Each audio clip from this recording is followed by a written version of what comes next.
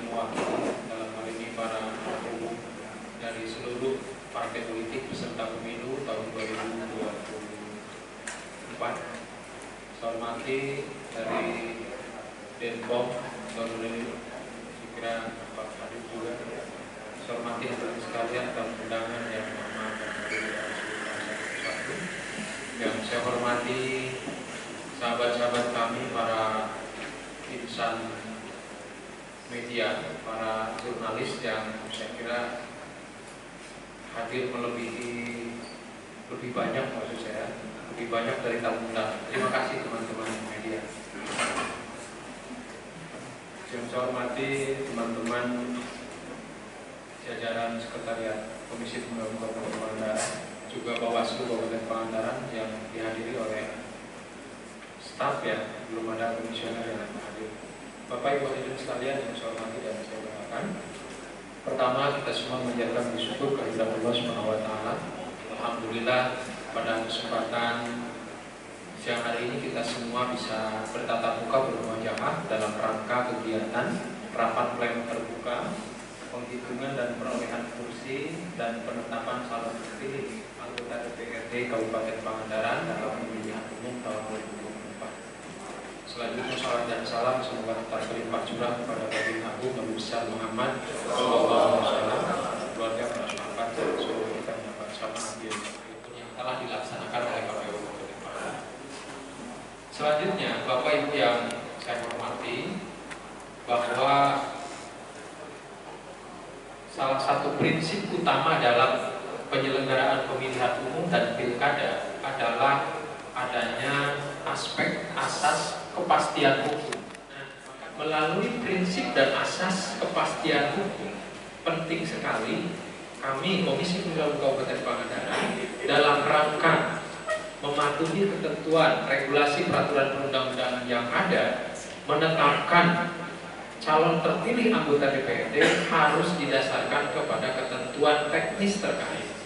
Dan dalam hal ini kami KPU Kabupaten Pangandaran mendasarkan pada ketentuan Surat Dinas KPU Republik Indonesia nomor 663 yang memberikan penjelasan bahwa KPU Kabupaten Kota menetapkan calon terpilih anggota DPRD 3 hari sejak buku register perkara konstitusi diterima oleh KPU Republik Indonesia, dan KPU RI menerima BRPK tersebut tanggal 29 April tahun 2024. Maka 3 hari setelah ya, 3 hari setelah itu, bukan sejak tapi setelah kalimatnya, berarti 31/2. Maka hari ini adalah hari terakhir bagi kabupaten kota yang di dalam ketentuan Surat Dinas KPU Republik Indonesia nomor 663 disebutkan tidak ada lokus yang disebut oleh Mahkamah Konstitusi tentang adanya sengketa hasil pemilihan umum tahun 2024. Dan di Kabupaten Pangandaran persis dari seluruh partai politik clear, tidak ada lokus yang disebutkan dalam tuntutan oleh partai politik peserta pemilu di Mahkamah Konstitusi Kabupaten Pangandaran tidak muncul. Maka kemudian kami Komisi Pemilihan Kabupaten Pangandaran segera menindaklanjuti, tentu karena suratnya datangnya kemarin, maka surat baru disampaikan kepada teman-teman semua tadi malam ataupun kemarin, gitu ya. Sehingga teman-teman tentu acaranya terkesan mendadak. Pak Kaban, memang begitu ya. Memang udah biasa. Karena kita menunggu, dikasih waktunya hanya sampai hari ini. Ya, namun ya, sekalipun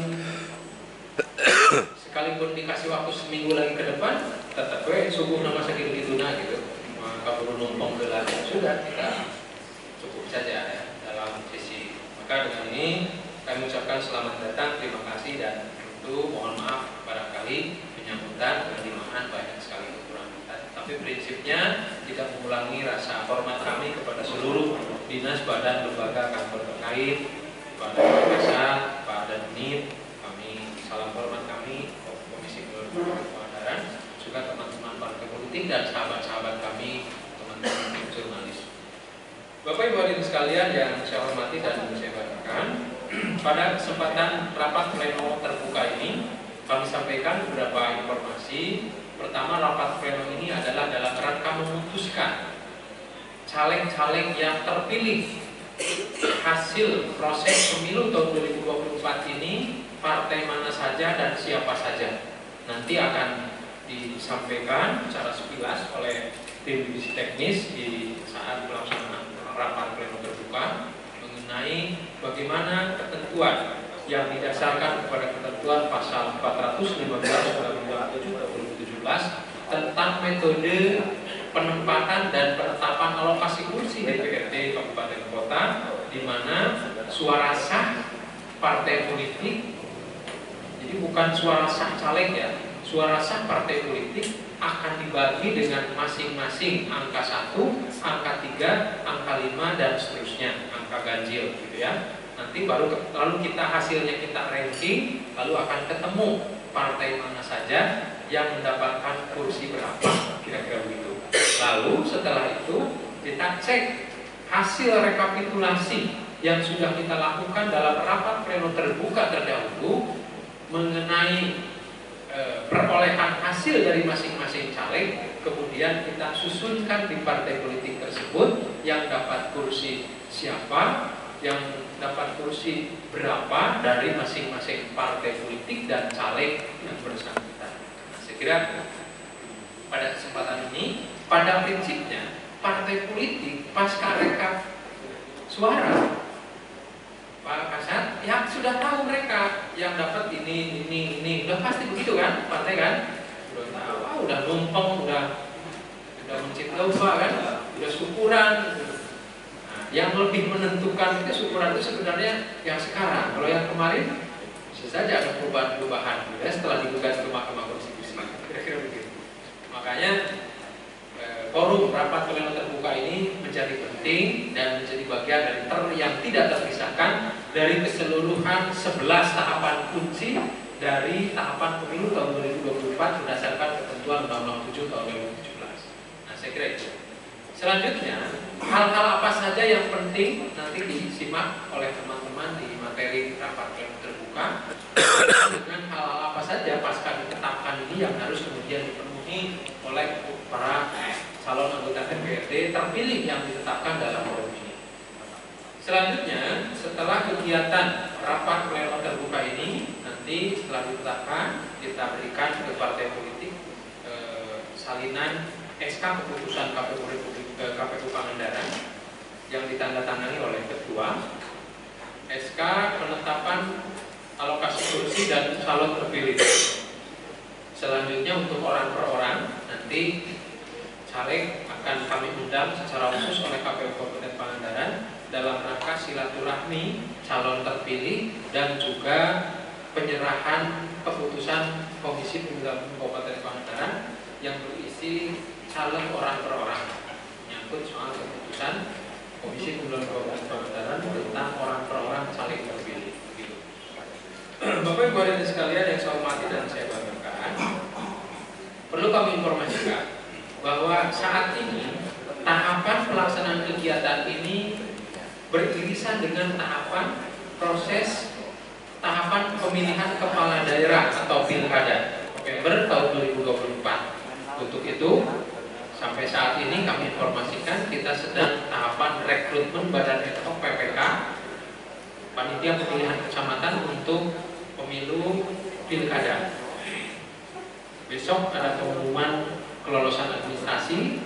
Kemudian pada saat ini juga kita membuka pengumuman sejak hari ini tanggal 2 Mei kita membuka pendaftaran calon panitia pemungutan suara untuk petugas kami badan ad hoc di tingkat desa.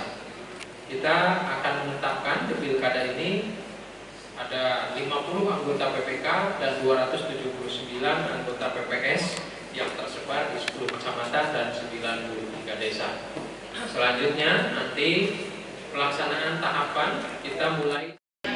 Dan jumlah kursi DPRD Kabupaten Pangandaran sebagaimana kita ketahui ada 40 kursi anggota DPRD yang jumlahnya 40 kursi. Pak, berapa? Bentar, perolehan kursi paling banyak dari partai politik PDI Perjuangan dengan jumlah kursi 16 kursi. Kemudian terbanyak kedua adalah Partai Golkar ada 5 kursi, kemudian Partai Gerindra 5 kursi, kemudian Partai PKB 5 kursi, kemudian Partai PKS, Partai PAN 4 kursi, kemudian PKS 3 kursi, kemudian P3 2 kursi. Apakah setelah penetapan ini jika ada usulan akan jadi perubahan? Kemungkinan enggak? Pada prinsipnya keputusan yang merupakan berita acara yang telah ditetapkan juga sekaligus ditetapkan dalam SK KPU Kabupaten Pangandaran. Ini keputusan ini mengikat bagi partai politik termasuk nama-nama yang menjadi calon terpilih dari masing-masing partai politik dari masing-masing daerah pemilihan. Artinya kalau partai politik berkehendak dirubah dan lain sebagainya, pada prinsipnya tentu mendasarkan pada ketentuan regulasi yang ada, bahwa suara terpilih dengan ketentuan mekanisme proporsional terbuka, bahwa calon anggota DPRD terpilih adalah yang memiliki suara paling banyak di partai politik dari dapil bersangkutan. Kan ada beberapa anggota yang mencalonkan bupati, ini gimana?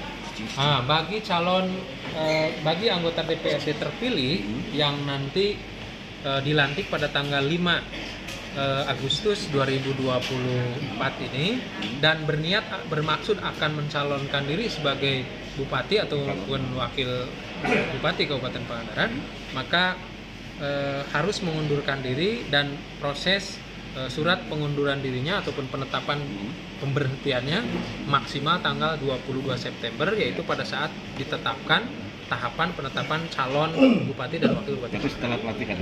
Setelah pelantikan, gitu. Posisinya. Artinya ada waktu berarti ya bagi si calon tersebut. Betul, ada waktu.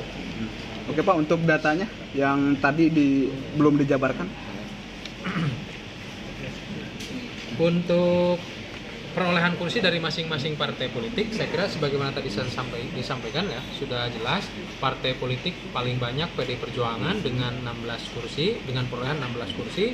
Terbanyak kedua Partai Golkar 5 kursi, kemudian selanjutnya Partai Gerindra 5 kursi, PKB 5 kursi, kemudian Partai Amanat Nasional 4 kursi, kemudian Partai P3 ataupun Partai Persatuan Pembangunan memperoleh 2 kursi. Nah, jika ada salah satu yang meninggal itu gimana Pak? PAW bisa muncul ya? Jika salah satu caleg terpilih meninggal, maka mekanismenya adalah penggantian antar waktu dengan melihat suara terbanyak berikutnya. Gitu. Oke Pak.